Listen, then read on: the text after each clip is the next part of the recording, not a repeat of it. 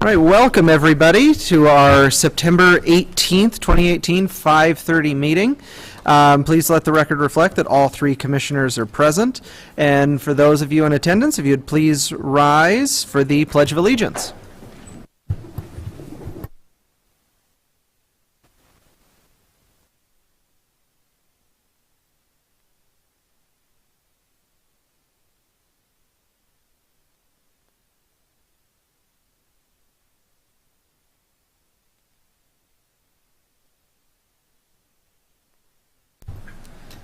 All right, just some housekeeping items. For anybody with a cell phone on them, if you could please put it on vibrate or off, just as long as it doesn't ring during the forum, that would be greatly appreciated. If you do need to take any phone calls, if you could please step out in the foyer to do that.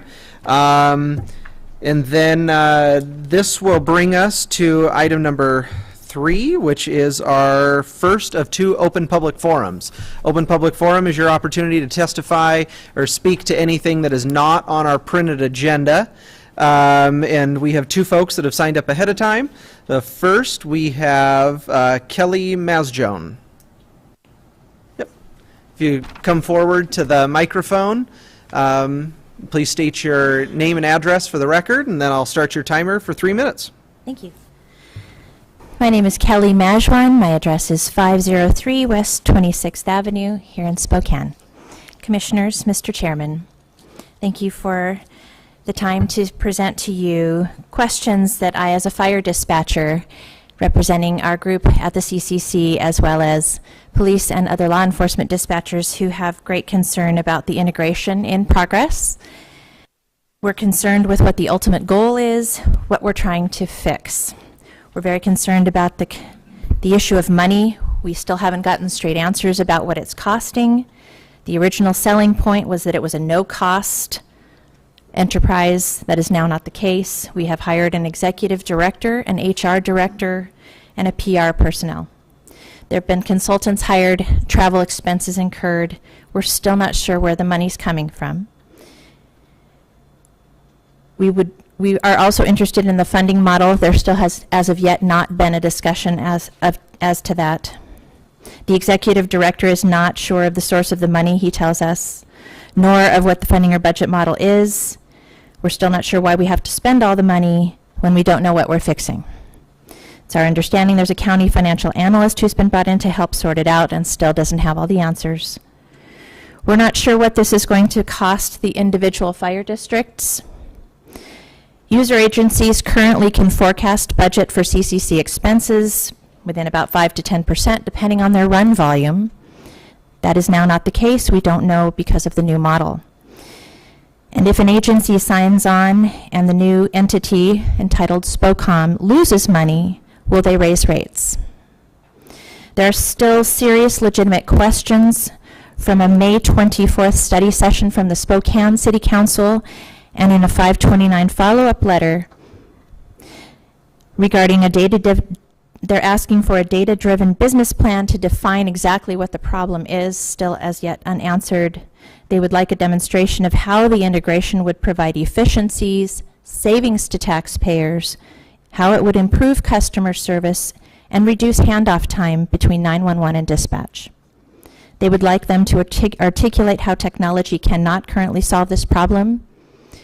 We've currently rolled out several, including one in the last month, CAD updates, which allow us to work right in tandem with the 911 call receivers, police, sheriff, and fire dispatch together. We'd like them to provide, City Council's asking for information on officer safety training from similar integrated models, including response time data. We as dispatchers are very concerned about responder safety. We're concerned about firefighter and law enforcement officer safety if we integrate, about diluting our attention between radio traffic and calls that are taken. There's still discussion about what those job descriptions would look like. It would dilute the mix with new hires. There would probably be a loss of at least half of all fire and law dispatchers if the integration occurs. And that's your 3 minutes. Yes, sir. Thank you. Thank you. All right, and then Another individual has signed up ahead of time, Randy Penaluma. Again, Randy, if you could state your name and address for the record, and then I'll Randy start your 3 Penaluna, minutes. 6109 East Wilding. What we're observing is a picture I found of an underground stormwater drainage system constructed under a public roadway approximately 8 feet wide, 15 feet tall, 110 feet long. It's designed to handle an unlimited amount of inrush stormwater flow, similar to... Your picture disappeared. Do you want me to read? They have pictures in their folder. Thank you. Similar to the X Valley Springs Waterway Stormwater Drainage Basin, which was constructed above ground. At one time, I informed Todd Milkey this was a $100,000 problem. That was then. Now it's a much, much larger problem. I once informed Mr. Milkey that the real corrective action would be to reconstruct a public drainage system with an access roadway for the landlocked community and undeveloped parcels. With the Bigelow Gulch project, we have an opportunity for the easiest way out of this mess by piggybacking and reconstruction of a Valley Springs public drainage system with a proper access roadway, utilizing the contractors that are already in place to be working in the area soon, and rolling the small project into the $60 million Bigelow Gulch project. I implore upon our elected Spokane County Commissioners, Josh Kearns, Mary Cooney, and Al French, to stand together and grant Spokane County Legal and Engineering the approval and funding to correct this long-standing problem. Their mission is to take required action and come up with a solution that would be most beneficial for the local environment and community, with all our commissioners signing off on an engineering change order. I've included pictures of a CSO combined sewer overflow system that they're building down the street. I'm sure you drive by it. Pictures of the Forker project, Bigelow Gulch project, and other pictures. The first picture is what my engineer has developed as a preliminary road design. I implore our elected officials to help us resolve this so we can move forward. Jim Amancio once said to have a meeting with Jack. He's taking over, so I intend to do so. I really request our commissioners to give Jack and Chad Coles the support that they need. Thank you. Thank you. All right, if there... This is a picture that I had drawn by a professional artist. All I had left was memory of what used to be a public drainage system built on county right. Thank you. All right, so we are still in our first of 2 open public forums, so we'll do three calls. If there's anybody else wishing to testify in our first open public forum, please come forward.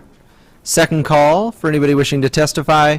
Third and final call for anybody wishing to testify in our first of 2 open public forums. Seeing no one else wishing to testify, we'll close open public forum. And this will bring us to our first public hearing for the night. And we are set to have a short presentation from Kathleen Torella.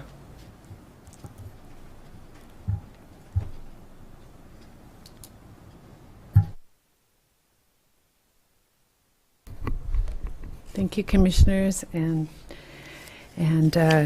Chairman Kearns.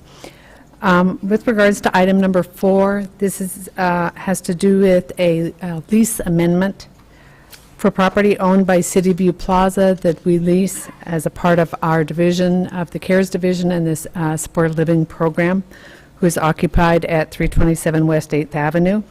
And this lease runs from September 18th, 2018 to May 30th, 2021. And the amendment has to do with modifications requested and agreed to by the lessor and the lessee in regards to parking specifications of our staff, as well as snow and debris removal in the wintertime, and then also in regards to communications, allowing for email communications, which did not exist prior in the lease. And there is no fiscal impact to this change. Any questions for Kathleen? No? Okay, this is a public hearing item, so anybody wishing to testify on hearing item number 4, please come forward. Second call for anybody wishing to testify. Third and final call for anybody wishing to testify on hearing item number 4. Seeing no one wishing to testify, we'll close the open public hearing, and I will look to my fellow commissioners for a motion. Mr. Chair, I would like to approve item number 4 regarding the lease amendment for property owned by City View Plaza LLC and located at 327 West 8th Avenue, Spokane, Washington, for the period of September 18th, 2018 through May 30th, 2021. Second. We have a motion and a second. Any discussion? Seeing none, all in favor say aye. Aye. The motion passes unanimously. That brings us to hearing item number 5, and we'll have another short presentation from Kathleen Torella.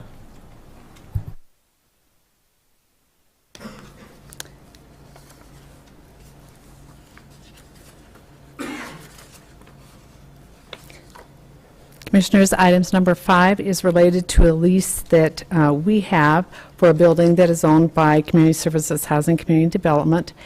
And this is just a renewal of a lease that we have held for many years. It is a lease with Pioneer Human Services for the property owned at 703 East Hartson Avenue in Spokane, Washington. The lease will run from July 1st, 2018 to June 30, 2019.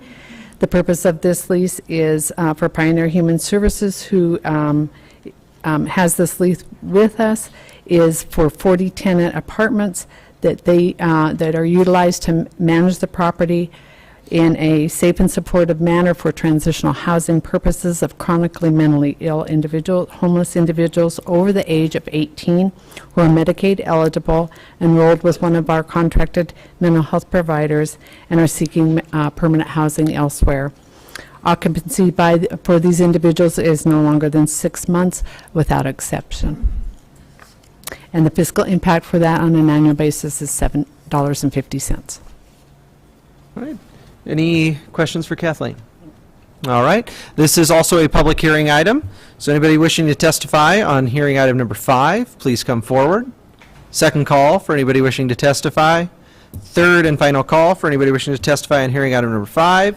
Seeing no one wishing to testify, we'll close the hearing on item number 5, and I will look to my fellow commissioners for a motion.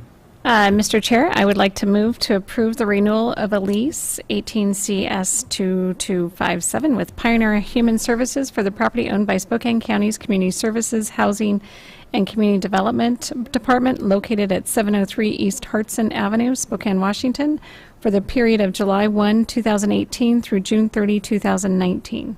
Second. We have a motion and a second. Any discussion? Seeing none, all in favor say aye. Aye. The motion passes unanimously. All right, this brings us to our first of 3 public roundtable budget discussions that we will be having with the community. I think sort of the ground rules for this, we're hoping to really have a back and forth, have a roundtable type discussion. So, for anybody wishing to testify or to speak on this, please fill out one of the yellow sheets that are available either from Ms. Vasquez, our clerk, or I believe there are some outside the doorway there.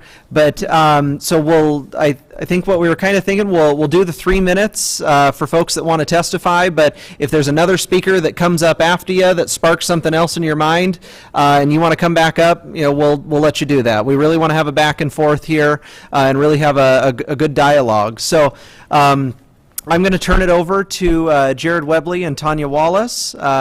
Jared is our communications director, and Tanya Wallace is our budget officer. And so they had prepared a short presentation before we get started.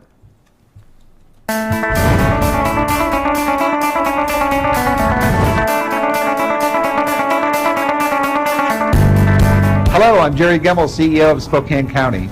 Property tax and sales tax accounts for nearly 60% of the revenues that are received by the county. In many ways, it's the engine that keeps the county moving.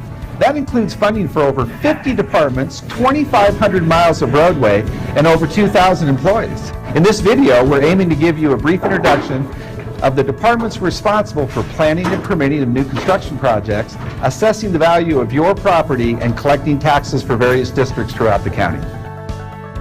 We are a combined department of building and planning, and so we do land use decisions, platting, for example, and we also review and process permits and do building inspections for construction on site. Essentially, we have 37 employees. Job positions range from clerical to very technical. We have planning staff that deals with very technical things, as well as our inspectors and our plans examiners and our permit technicians. In the county, building and planning interact on a day-to-day basis with our customers face-to-face here in our permit center when they're applying for permits or asking questions about planning or land use requirements. We have a very good sense of customer service. We enjoy that. We have a web presence, and then what is unique to our region, we've developed over many years quarterly or monthly meetings with our industry representatives, our contractors and so forth, and other local code officials so that we all sit at the table and discuss the issues. In building and planning, and more specifically to building, our top priority one is the safety and welfare of the structures that our citizens in the county occupy and use on a daily basis. Secondly, I think we look at our customer service and how we can expand and improve that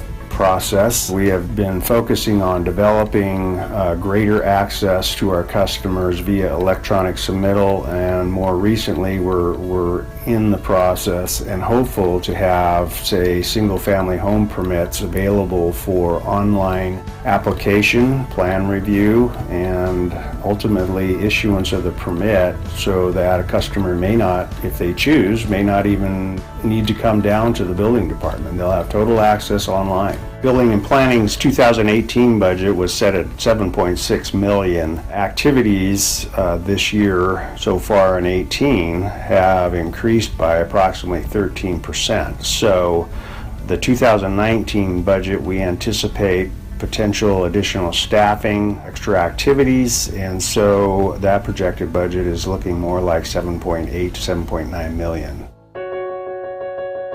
The assessor's office identifies and determines the value of all taxable property, both real and personal property, in the county of Spokane. So we determine what the values are, and then from that, based upon the budgetary needs of the taxing districts, establish a levy rate. From that levy rate, taxes are calculated, and those taxes are then distributed into each of the taxing districts to determine what your tax liability and what the overall taxes would be paid based upon the service levels that are provided to the county. Property tax is probably the most stable source of revenue for the county. It encompasses about 41% of the operating revenues for the county, so it's a stable force. Last year there was about $618 million in property taxes collected.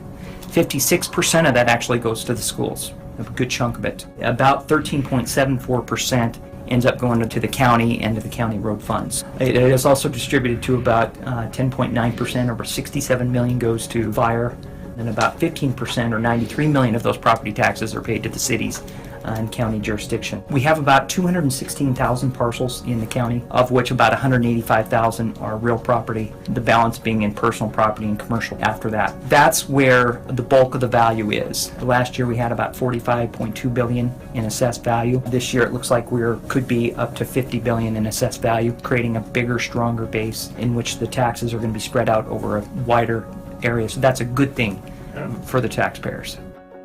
The employees that we have here at the county, we have 43 currently on staff. We have some extremely talented people that we've started these internal programs. We have an amazing ISD department and GIS department that has assisted us in continuing with some of those efforts to make us more efficient and streamline our operations. I'm extremely proud of the people that we have here. These are some hard-working folks, and they want to do the best job that they can, and I'm just proud to be associated with these people. The Treasurer's Office is important because it's a statutory office. It was one of the several offices that was created when the state was created. And we kind of act as the county's bank. We take money in from property taxes and sales tax. We hold those for the county, but not only for Spokane County. That's about 10% of who we collect for. We collect also for the school districts, which actually a few of them are bigger than the county is. fire districts, irrigation districts, and all that. And then we hold those until these people actually need them. At any given time, we have about $1 billion that we're investing for people to get a return on the money. If they don't need it right away, we may as well invest it. So actually, we usually invest mostly in bonds and agencies and U.S. Treasuries. And interest rates, of course, with the zero interest rate policy that they've had at the federal level, our yield hasn't been as much as it has been in the last several years.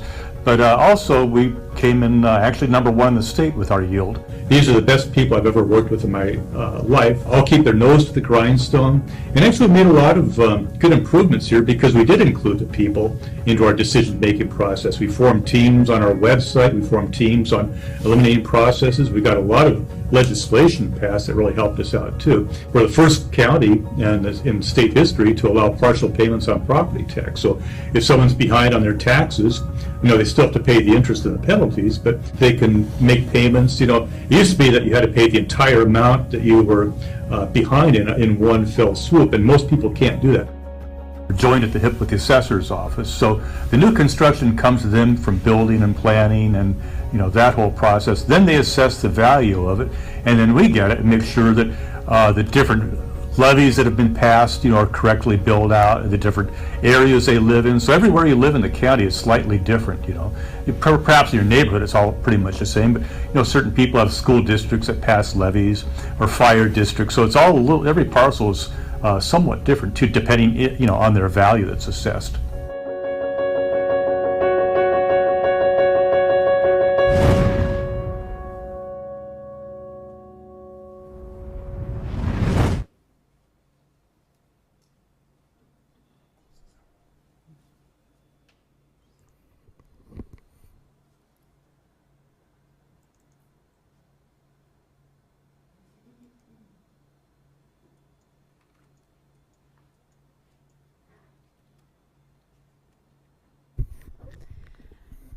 Well, thank you everybody for coming. This next part is probably not going to be as glamorous as the video that you just watched, so heads up on that. So it's going to be a lot more numbers, but feel free, like the commissioners said. We also have postcards out there that sometimes it can be, and I will tell you from experience, it can be very intimidating to be up here. So feel free to fill out those postcards. There's a very 4th of July hat that you can put your comments in so that the commissioners can have those comments as they proceed through our 2019 budget process and make the tough decisions of how to allocate that funding that they're going to have to make in the coming months. So really what we're going to cover for you tonight, we're going to just high level focus on property tax and sales tax, but we want to give you a little bit of flavor of what our tax-based objectives are, and then how you can get some more information and watch the process as we go through it. So these are our tax-based objectives, and I apologize if I turn around every now and again, but certainly we want to maintain or enhance our service levels and or our performance levels.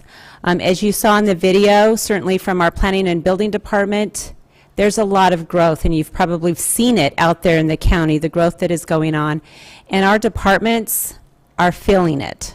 So what happens if you don't kind of grow your services with the growth that's happening in the county or any taxing jurisdiction is you erode the service level for everybody. So one of our key objectives is we want to maintain that service level. We don't want it to erode. And secondly, which is a balancing act, we want to minimize the impact to the taxpayers. So that is very important to the commissioners and very challenging to do given the growth that we're in. And you've heard in the video, one of the key ways that we do this is we grow our tax base.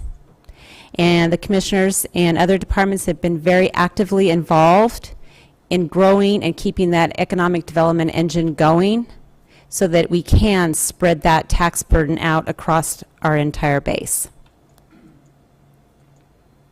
So this is just to flavor. I've got 2 slides here. This first one talks about all the revenues that come in to the county. We do fund accounting here, but you're not going to see those kind of slides that are related to fund accounting. So this is just looking at all the different revenues that the county collects, and you can see that the largest revenue source actually comes from charges for services. These are your utility fees, your licensing fees, and then the county also provides a number of services to other jurisdictions, and that's such as policing services to the valley. We charge for jail services that we provide to other jurisdictions. So that's a good portion. In fact, that's our largest portion of our revenue portfolio.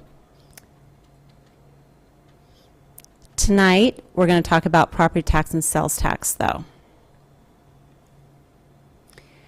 But how do we use all this revenue?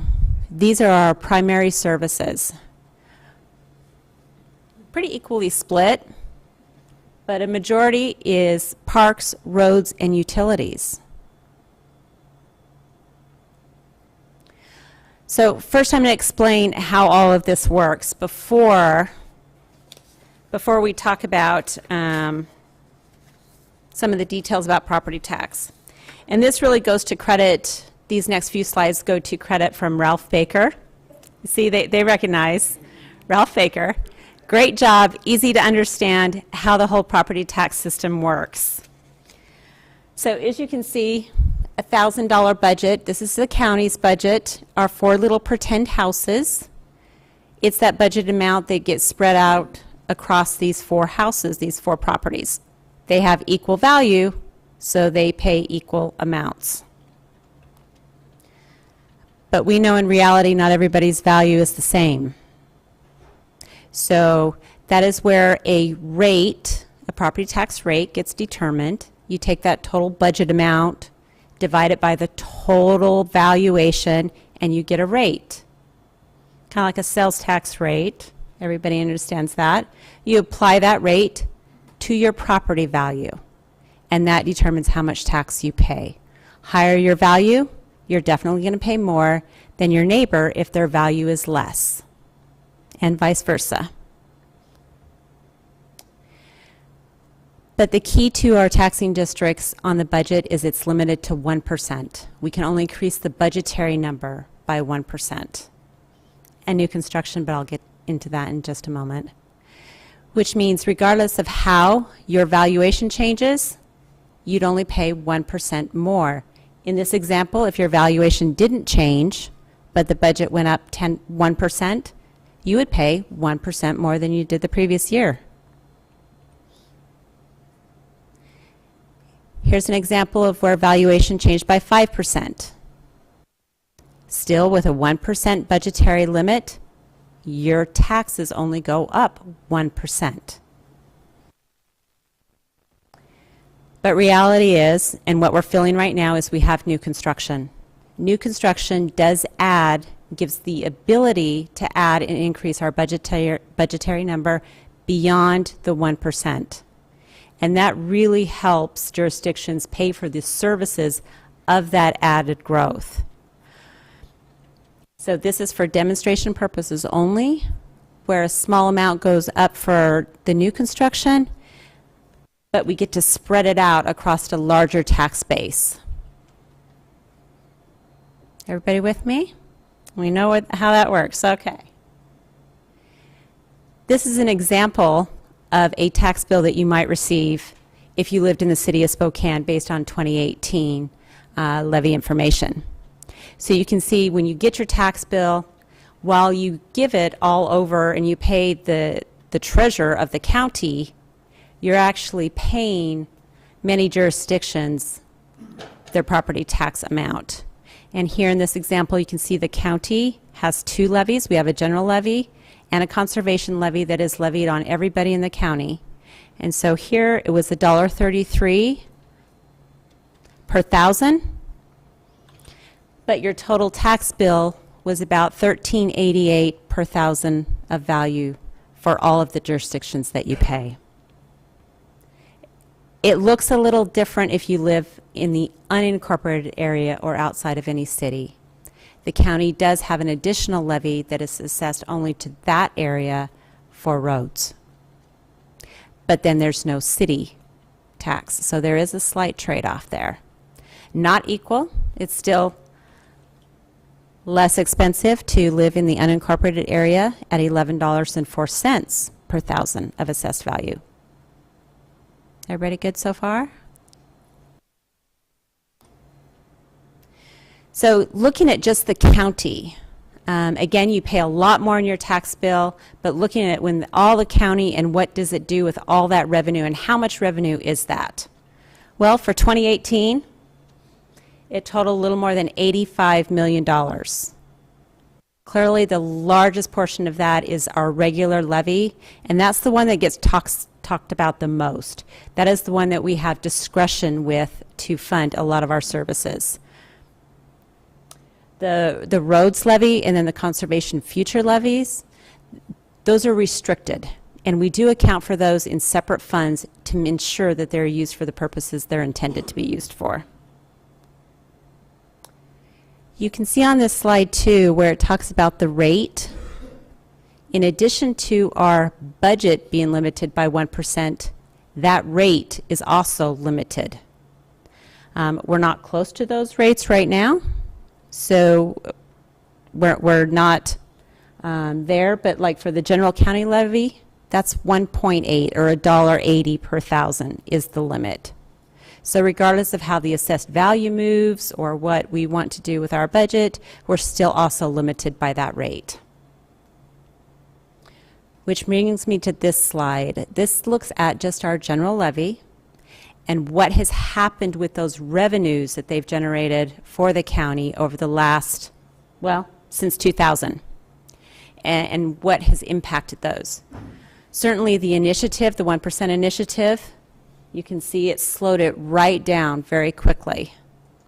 But then if you look at the housing boom, you're seeing the effect of the 1%, but you're seeing a greater effect of that growth because of new construction.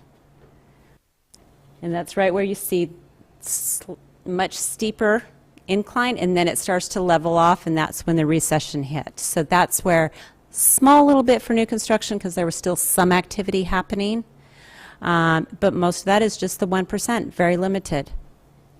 And then you can see in 2014 where the county did a road shift. And I want to be sure that we all understand, you hear a lot about a road shift, of what that really is. The road shift does not take any funding from the road fund. That just means there was taxing capacity, and I know this is where it gets crazy, taxing capacity that was not being used by roads, the roads levy, so it could be used for the general levy. And that is what the county did at that time. Since that has gone into place, you can see it's a very slow growth since then. Now, what does this all mean from a taxpayer impact? So you can see in this chart, home value. Now, if we were to grow and appreciate that home value at the same rate, forget new construction, forget growth, because we all know that our home properties have gone up. I certainly got my notice and saw that it went up pretty substantially. So assume that there's no new construction and your house is just appraising equal to how the overall base is increasing. That's what we've done here. But then we applied the county's general levy rate to that. And you can see between 2014 and 2015, the effect of the shift and what that did to those. But since that time, you can see where it's been relatively flat. That's spreading the base out. That's again what we're talking about of expanding the base. It's good for everybody. And then in 2018, it actually dropped a little bit, but probably not that anybody would really notice in their tax bill. And then again, back to our little scenario though, if your value is actually growing faster than your neighbors, you're most likely going to pay more in property tax just because you have a larger dollar figure there. So that's property tax. But we also get sales tax. And like property tax, all the amount that gets collected doesn't all come to the county. And you can see here, like property tax, if you live in the unincorporated area or you live in the city, you pay something a little differently. And certainly what comes to the county is very different than what goes to the city. So a total of 8.8% in sales tax, but if you're outside of the transportation benefit area, you might pay 8.1%. But the real difference is incorporated versus unincorporated. So here's a sample of a $1,000 purchase. And on the left-hand side, it's a $1,000 purchase within the city of Spokane, where $1.50 of that comes to the county. That's our general sales tax. So that's our discretionary amount.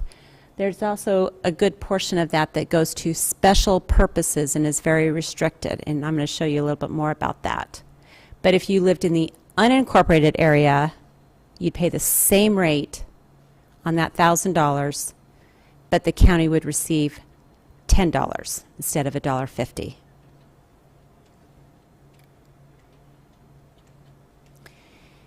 And here's what the county's sales tax history has looked like since 2000.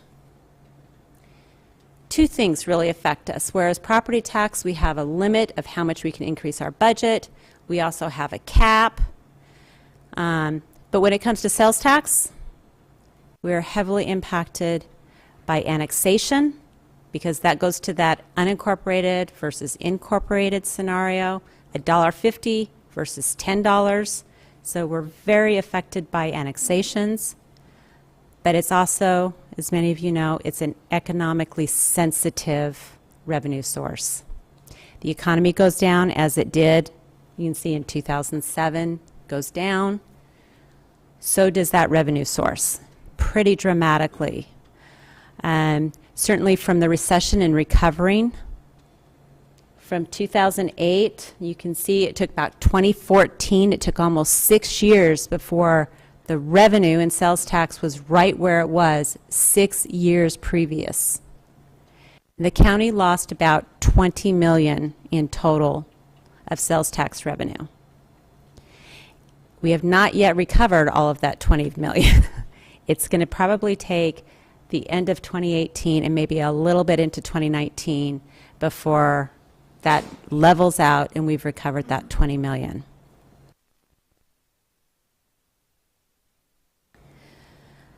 We do collect a little bit more of not just regular sales tax. This is our total sales tax portfolio. Total of 69 or almost 70 million. Remember, property tax was 85 million. This is 70 million. So we are very dependent on these sources. Most of this revenue goes into the general fund for our general services. That's why they're very important to us.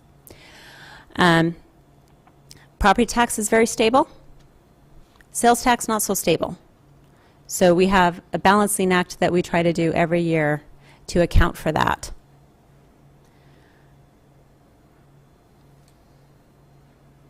Now, what are we looking at 19? We are looking at we're expecting to have a continued economic expansion. We anticipate continued strong sales tax growth, which is really going to help the county, again, maintain those services and enhance some of those services. Cost containment efforts. You heard on the video some of the expansion, some of the projects that we're doing, permitting online. We have some other e-payables that we're entertaining. So we're looking at a lot of different projects, a lot of different initiatives with that key objective of maintain those service levels, enhance those service levels where we can inside of our funding box. And then certainly investing in our county infrastructure. Many of you have heard of the great project, Project Rose. That's going to bring a lot of jobs to the area. Our commissioners were very actively involved in that and had been for quite some time. It is those kind of projects that the county is working really hard to deliver to the area, because if we expand that tax base, we all benefit in a lot of ways, not just from jobs and wages. course, we love that that increases sales tax as well, but it also spreads out that property tax base, and we can all benefit from that going forward. So what's coming up? We have 2 more roundtables. You are all invited. We would invite all the public. The next one will focus on parks, utilities, and roads and give a very similar flavor of a high level, what they are, how they're funded, what it looks like comparison to our entire budget. And then the 16th is public safety and justice, a very similar format. We'll talk a little bit about the top initiatives and objectives of each of those groups as well. And then on November 27th is our property tax public hearing, and on December 3rd will be our 2019 budget hearing. So there's a lot of work that we still have to go through. The commissioners still have many decisions that they're going to be making. They're very interested in your input, your comment. So with that, we want to thank you. And again, if you have any comments, questions, here's our county website where we can get back to you. Budget office at SpokaneCounty.org. Our phone number. There are also the cards out front. So with that, I'm just going to leave this up here and turn it over to the commissioners to continue the discussion. All right. Any comments before we open it up for public comment? Okay. All right. Well, this is where we're going to turn it over to you folks. We do have one individual who has signed up ahead of time, and that is Joe Mann.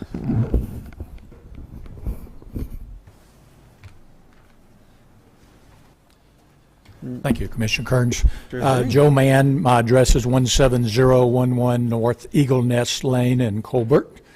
I'm here to talk to the budget crisis that exists in the assessor's office. I have to disclose the fact that my daughter works for the assessor's office, not quite a year now, so I do have a dog in this fight. I am a retired realtor. After 23 years, I was also president of the Realtor Association in 2011. I also served on the Spokane County Board of Equalization for 15 years, served as chair for 10. So I have a lot of background in this and am very concerned about the assessor's ability to get these new properties on the tax rolls and to get proper valuations done in time. The assessor does not have a technology nor an equipment problem. They have a manpower and substandard pay problem. The people are highly motivated. They're working very hard. Many of them are close to burnout. We don't have enough people in that office to reach out and do the job that has to be done.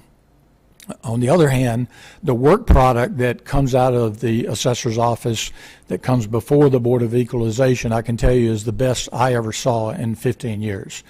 Ms. Horton has done an incredible job in bringing it back to a high quality level of reports and the work product that they put out. But with the rate of growth that's going on, both the rate in property values, we've averaged a little, somewhere between 10 and 12%, at least the last 3 years, according to the Association of Realtors. I'll give you a personal example of what else is going on in terms of new construction. My wife and I are building a home in Liberty Lake to be closer to grandsons, and my builder is a very small builder. They do 30, 40 homes a year. He told me in August that he has to get 70 homes in the ground by December. He's contracted to get 70 homes. Now, this is just one example of one builder, but I know Greenstone has also applied for at least 300 more in the River District, which is where we're building. So the growth is unprecedented. We really have a crisis in that the assessor's office is not going to be able to get all that new construction on the rolls so that we can spread that tax burden out among all the new homeowners. They need people, and they need to be paying their people well. Thanks for your attention. I really appreciate it. Thank you. All right, anybody else wishing to speak, please come forward.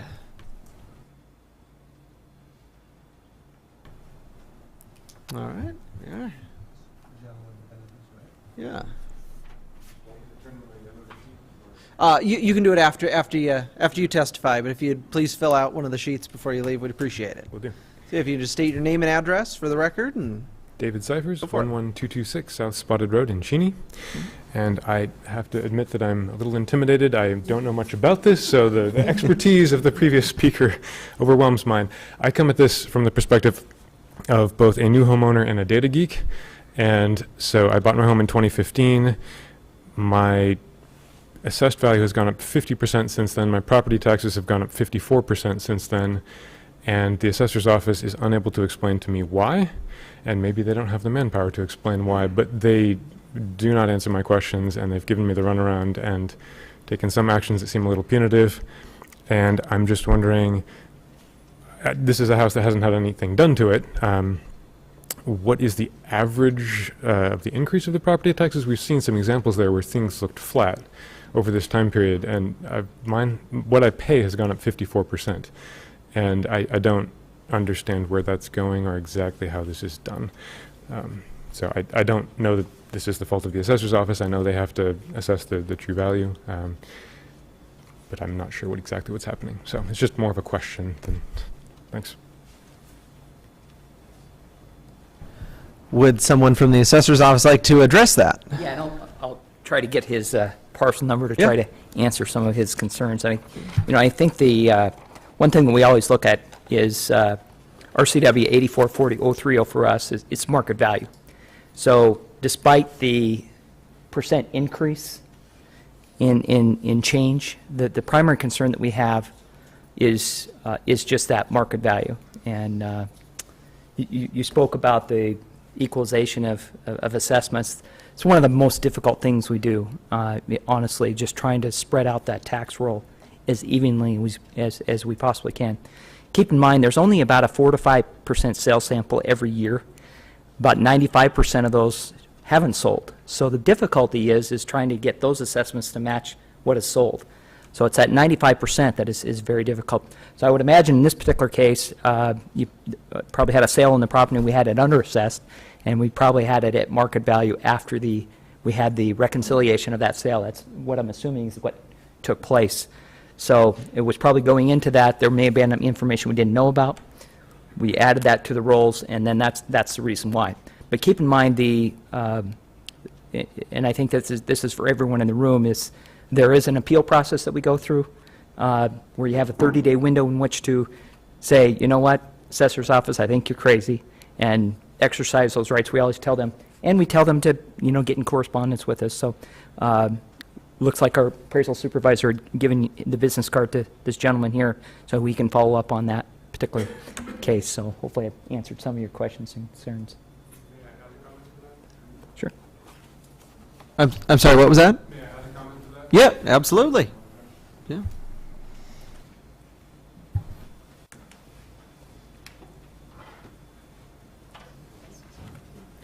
This wasn't just a one-year increase. This has happened all 3 years. So the sale of the home, I'm sure, did readjust what the value was, but this is an ongoing process. I did go before the Board of Equalization once, and I came up with 11 comps, and they came up with 2, and I was overruled, and they scheduled the appeal at a time when I was teaching a class, so I couldn't go. So I did try to go through the process, but maybe it's just my naivety, but I was unsuccessful in that. Okay. All right. Is there anybody else who'd like to come down? Oh, yes, sir. Step forward.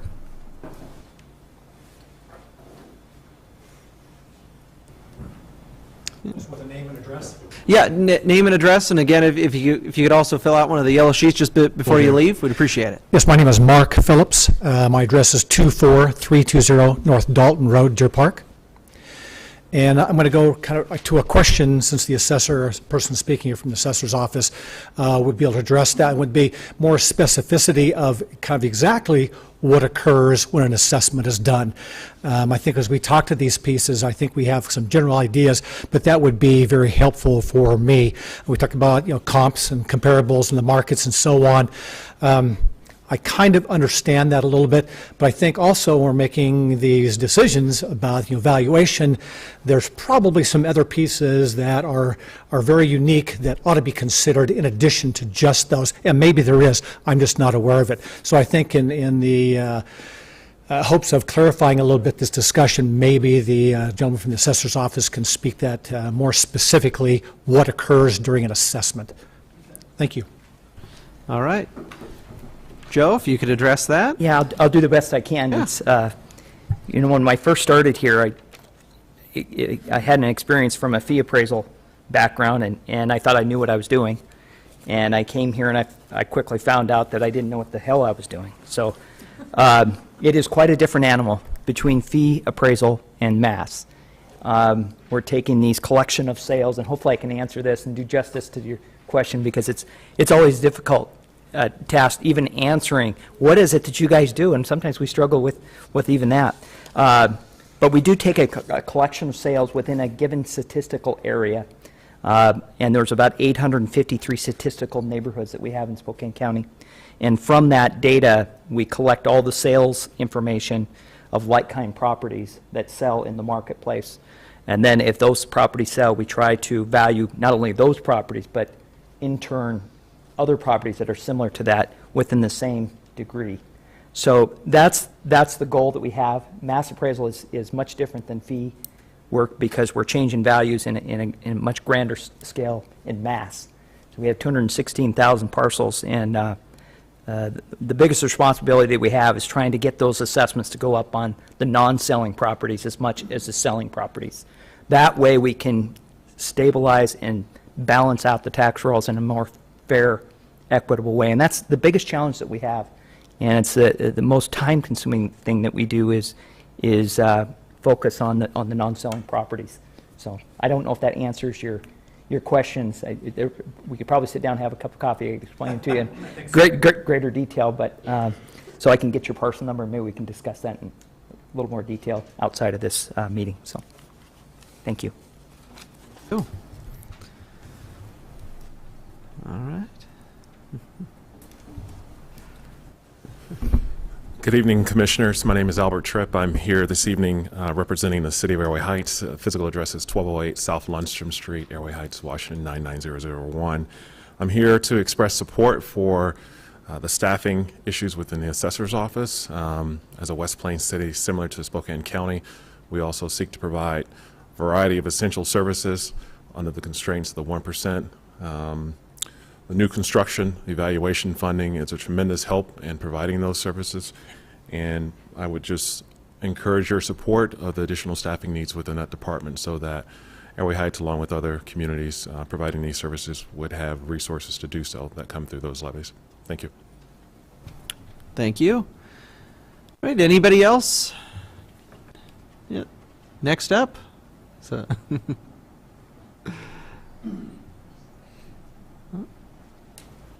no, okay. Yeah, I wasn't sure if they were coming down. I was going to say, John, come on down if you're standing up there. So, all right.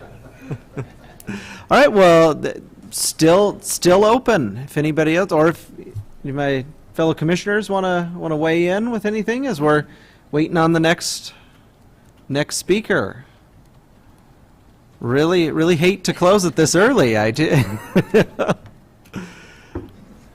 All right. Well, I will. Oh, Commissioner French.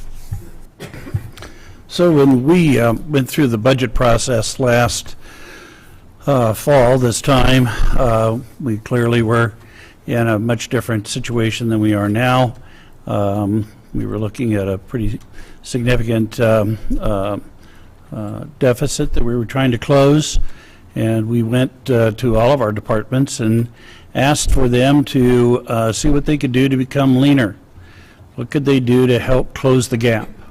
And we did this for a couple reasons. One, we needed to close the gap, but also we knew that this year would be the year that the McCleary decision would be hitting a lot of our taxpayers and stuff, and so we wanted to really be sensitive to the tax burden that our citizens were going to have to be enduring this year. And so we went through every department, and the majority of them gave us some really good suggestions about how they could reduce the cost or identify additional revenues that they could go after, or a combination of things. And we did do part of the levy lid lift, and we also dipped into our reserves to try and get through 2018. And fortunately, 2018 turned out to be a pretty good year. Our sales tax revenues are up. We've got a lot of good construction going on. And to a credit to our departments, we've actually saved money over what we budgeted for this year. And so it was a combination of things that got us to where we're at now. So 2019 is actually going to be a pretty reasonable year for us, a pretty normal year for us. But as we were going through that process last fall, the assessor's office said, well, we need to maintain our staffing level so that we can be able to do the job we need to do. And so we didn't take any cuts for staffing out of the assessor's office. In fact, we were told that if we maintain the staffing level, we should be able to get through 2018 pretty good. And so I found out last week on Friday, because I got a call from one of the fire chiefs for one of the fire districts saying, we were just informed that we're not going to be able to book all of the new construction before the end of the year. That's not the way I like to hear those kind of messages, because we're now at the middle of September, and we have to have all of these things booked by, I think, the end of October to be able to make it on the tax rolls. So very little time to respond. So we have authorized overtime for the assessor's office for all those that want to work the overtime, so that we make sure that we get as much of these new construction items on the tax rolls. We did that yesterday. So in terms of being able to respond to this issue, it was a matter of a day or two, and we came up with additional revenue necessary to help pay for additional time. We've also reached out to the State Department of Revenue to see if they might be able to provide some assistance, because they do provide resources for counties that are in need of some additional assistance from an appraisal standpoint. And so we'll see what we can get from the state. But keep in mind that this revenue that we get from new construction, it affects the county as much as it does all the special purpose districts, as well as the cities in Spokane. So we're all invested into finding a way to get this new construction on the tax rolls. So this is not something that we've ignored. This is not something that we have taken lightly. We responded immediately to it, and we're going to do what we can to help the assessor's office get as much of this new construction on the books as possible, so that we can all rely on it for next year. But I just want to give you the context of some of this conversation. This board and previous boards have been willing to invest in technology and a number of other things to help make this process better, and we'll continue to invest to make sure that we can take advantage of a good economic environment, take advantage of new construction that's going on in this community and stuff. So I just wanted to share with you the rest of that story, so that you understood that there was a little balance there, need to be represented. Yes. Yep. Microphone is open. All right. I just want to address just a couple different things. And first of all, I do appreciate that you guys open this up in a public fashion as a way to be transparent.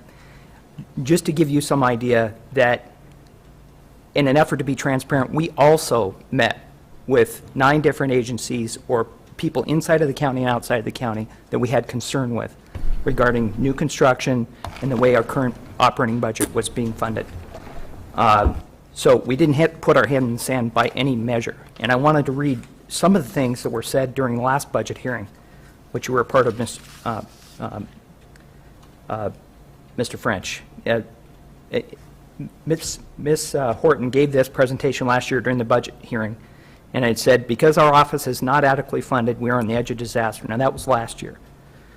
We cannot accomplish our required annual work given our current level of staffing. This was last year. This is not sustainable over the long term.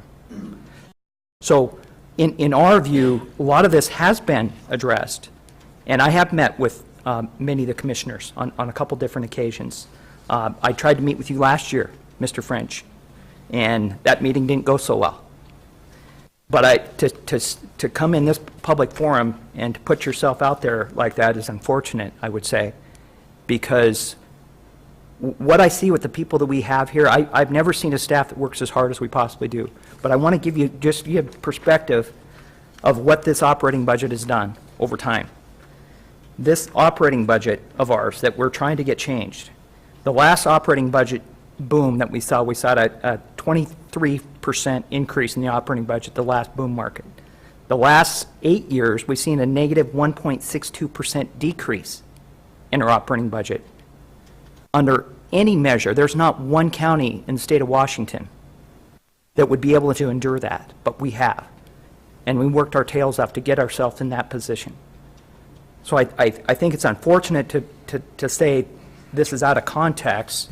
I've been working pretty hard to try to bring this to light in a fair, equalized, and balanced fashion. But I just wanted to let you know that this is something that we don't take. We take it very seriously, and we will make every single effort to get this new construction on the rolls. And if you did have those concerns, I wish you would have maybe picked up the phone to me rather than to come in a public forum the way you did. So I'm at wit's end as far as this is concerned. But to say that we're not anything other than efficient, I think, is a misnomer. In 2001, what we generated in property tax revenue, it was 1% of the operating revenue. Today, it costs 0.56%. That's what it costs to run our office based on the operating revenue that we generate for this county. So we are working our tails off. We are thinking outside of the box. We have done that when we got cut back in 2008 when we lost over $600,000 in our operating budget. So we have been doing that, and that's to the benefit of the taxpayers out here, because they have benefited from that. We have the lowest percent increase in our operating budget since 2001. We're last place in the state of Washington. Last place. We have, we have some new things, some great things coming into this community, and we want to get this changed. We want to get this funded. We were going to meet with the fire chiefs last year because we were getting close to this position last year. Fortunately, we were able to get it all in. This year, we're working our tail off to continue to get it in. It is by no guarantee, but we were sounding alarm bells last year in this context. So I don't have anything further to add unless you have some rebuttal to that. Well, I just will take issue. I never said you were inefficient. I agree with you. The staff that we got is incredible staff. All I'm saying is that we responded. We had meetings with the department head last year when we set the budget. And when we set that budget, we were told that, if we maintain the staffing level, the funding level for the department, we should be able to continue to meet our goals. In fact, I think our public information officer is going to try and pull up that video of that conversation. Keep in mind that we also had the Department of Revenue come in and do their own assessment as well and stuff. And so, it's not just our opinion. We're here to find a solution.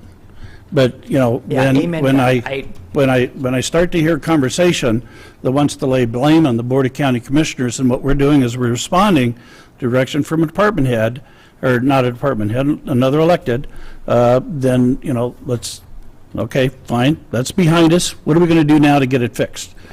We've come to the table with additional funding.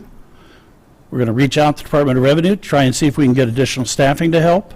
I mean, it's not as though we could go out on the street and hire appraisals. You know that as well as I do. It takes 9 months to get an appraisal up and certified to be able to do the job. Yeah. And that's what I was saying, you know, hearing this last week, that we weren't going to hit the goal, you know, there's very little time for me to respond to that. Yeah. And stuff. So, you know, so we are here where we're at. How do we work together to make sure that we get as much of this on the tax rolls as we can? We're here as a team to try and make sure that we do that. Yeah. And that's what our commitment is. You know, and our commitment to you is just that, to work in the spirit, because it does feel good to do the finger pointing. Yeah. I agree with that. Yeah. I totally agree. Yeah, because then pride gets in the way if you don't do it any other way. So we're willing to work with you. Yep. But I will assure you this, my staff, this staff back here that we have some amazing people. We are at our wits' end. I've never, in the 17 years, I've never seen it quite like the situation we're in. And it's because of this boom market that we're in, and we haven't backfilled this budgetary basis over the last 8 years. I know you haven't been here a lot of that time, but it's here and it's now, and we can't, we've got to fix this problem as we go forward, so. And so and I agree with you 100%. We've got to fix this problem going forward. So we can have that conversation, figure out what we need to do for next year's budget to be able to make sure we're not here next year. Yeah. So committed to doing that, not a problem. How do we get through the next 45 days? We're committed to doing that, to try and get, and again, you're absolutely right. You have got incredible staff. I have never once in any public forum criticized the quality of your staff, not once, because they're incredible people and they do a great job for the taxpayers. That's not our challenge right now. Yeah. Agreed. So, okay. Thank you. Okay. All right. I see one more individual. If you could please state your name and address and be sure to fill out one of the yellow slips before you leave. We'd appreciate it. Thank you, Commissioners. My name is Arthur Witten. I'm the Government Affairs Director with the Spokane Home Builders Association. We represent over 700 member businesses across 7 eastern Washington counties. And my comment is a little bit different, and I think it's probably more of a question for staff from the Assessor's Office here today. But I hate to invoke this phrase, but the Hearst decision. 2016 Washington State Supreme Court decision that completely upended the way that household wells could be utilized for residential development in rural counties. Approximately $400 million lost statewide in tax revenue in the wake of that, and we were fortunate that we received a better legislative fix this year from the Washington State Legislature, but our association worked with the county and with the Assessor's Office last year on impacted properties within Wire 55, Little Spokane River Basin, and the county's position last year was to take a 30% blanket reduction in assessments for those properties. Our members would tell you that those properties were essentially worthless after the Hearst decision last year. So I guess my question is, in the wake of a legislative solution and the resuming of residential development in those areas, what impact has the county seen or has the Assessor's Office seen on the property tax valuations for those areas?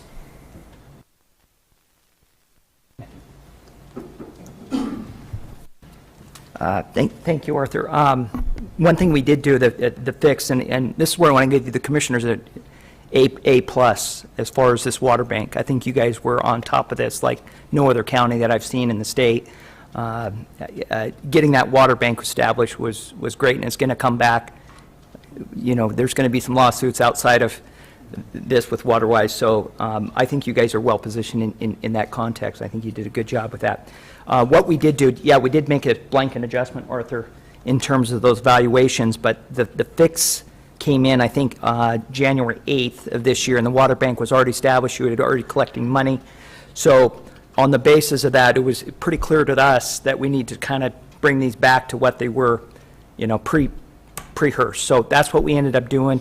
So we got a bunch of appeals as a result of that. People didn't understand, why is my value going up? Well, it went back to what it was before the Hearst decision. So yeah, we did spent a lot of time in studying what the financial impact was. We did that, and now that Hearst fix is in place, and it's at least for the next 3 years, I think it's back on track again. We've seen a lot of permits occur in YRI 55. I think it's been a good thing, so.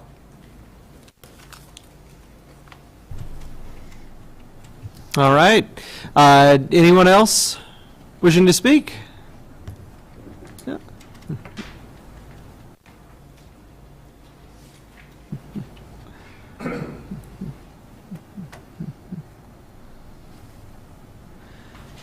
Sir, if you could state your name and address and then fill out one of the yellow slips before you leave. I've got one filled out already. Oh, perfect. Wonderful.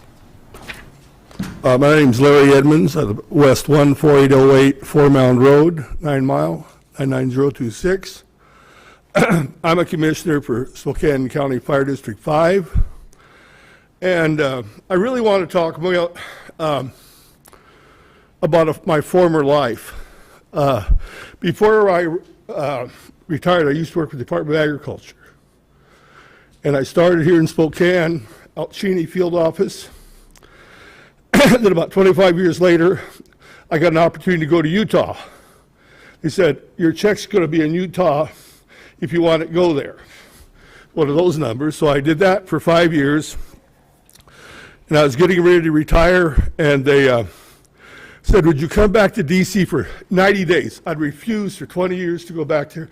90-day detail. You have all this expertise. So that 90 days commuting from Spokane weekly turned into 6.5 years. But I got a lot of miles. But my point is, within USDA, we did this cutback business. We cut the people back, and we got more money. And I was senior economist back there, responsible for 1,716 counties. And your phone rings, and you said, we did what? And I think that I've looked at with the assessor's office, and I really think they're way estimating the staff that they really need to do the job. When you look at with the Amazon effect that's coming to us, and the lag time it takes you really need to be getting some more people to those people now. This now solves a problem 2 years from now. Now, besides that, with your low salary, as we did USDA, our soil scientists, we train them and you guys use them. You train people and they go someplace where they can make more money. So I'm asking you, please provide, not maintain the staff, but increase the staff of these people so that we, as our district now, we may not get our new construction money, especially next year. And our little districts would depend upon that. Thank you. Thank you. All right. Anybody else wishing to speak this evening?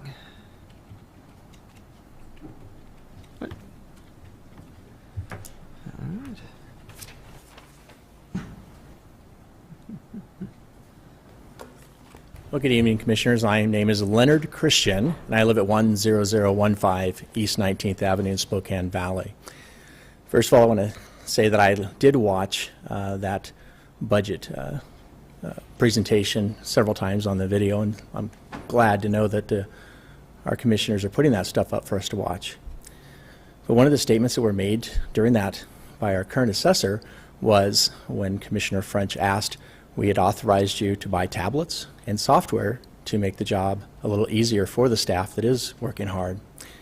And the comment was made that we've looked at it, we've determined it might save some time, but it won't save any money. So we moved on. Well, if you have a $3.4 million budget with 96% of that being labor cost, saving time, in my mind, saves labor.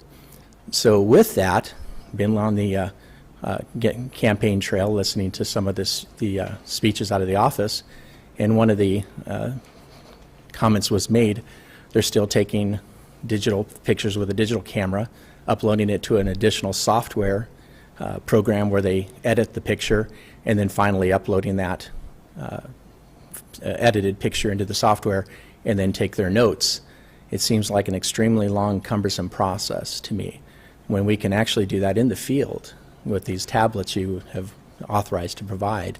And so I would like to hear from the assessor's office an update on why and where they are with that.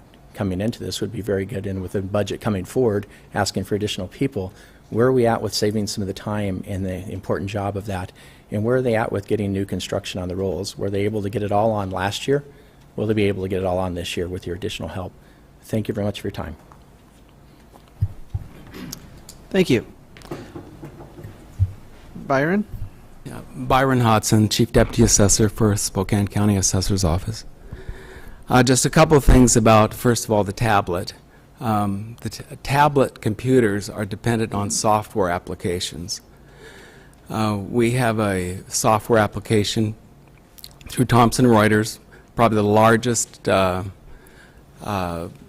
mass appraisal company in the world.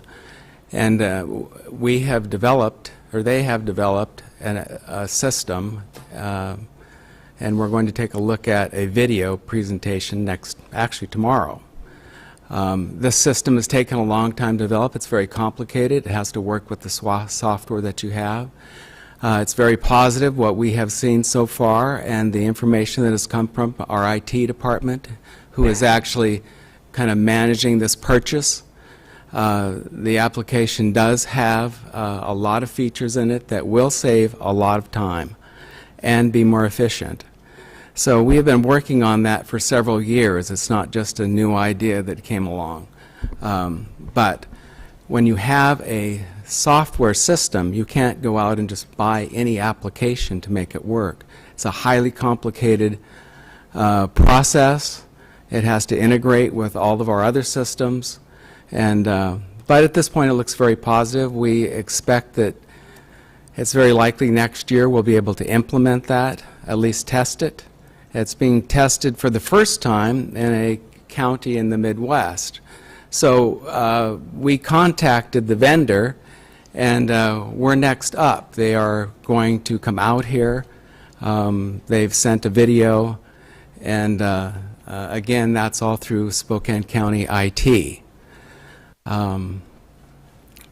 We do think that it's going to be very efficient and more accurate, having that system. So it's not abandoned. It's something that we've been very conscious of for several years now, and we are working with our vendor to implement it. Any questions? All right. Thank you very much. All right. Well, I will do the 3 calls then if no one else is wishing to testify tonight. What's that? I'm going to have a comment. Yeah, at the end we can. Yeah. So, all right. Well, anybody else wishing to testify in tonight's budget roundtable, please come forward. Second call for anybody wishing to testify. Third and final call for anybody wishing to testify this evening. Seeing no one else wishing, we will close the public roundtable. And would any of my fellow commissioners like to make any statements, comments? Commissioner CUNY.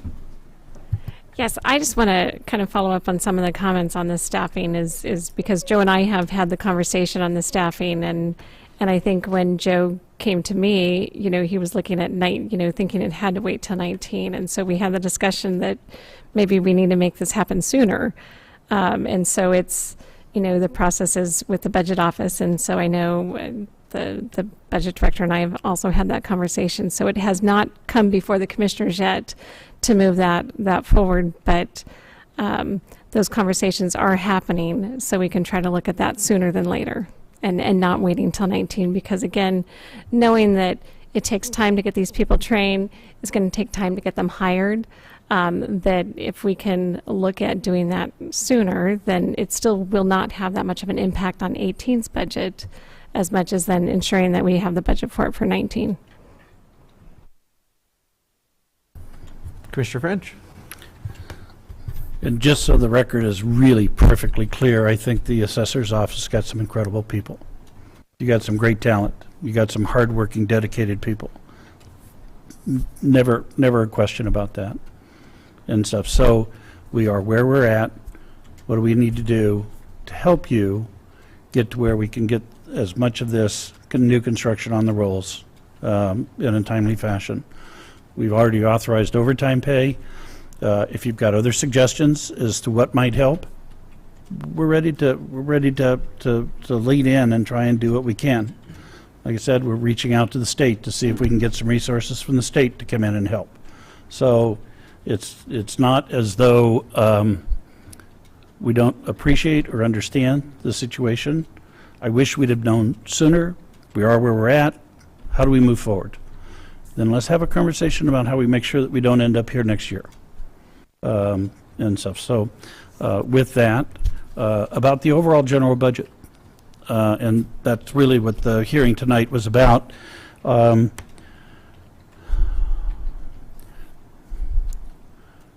As Ms. Wallace explained, new development, new construction helps all of us as a community pay the bills for the services that our citizens want and demand of us, whether it's keeping more deputies on the road, whether it's making sure that our parks stay open, whether it's making sure that our roads stay in good repair.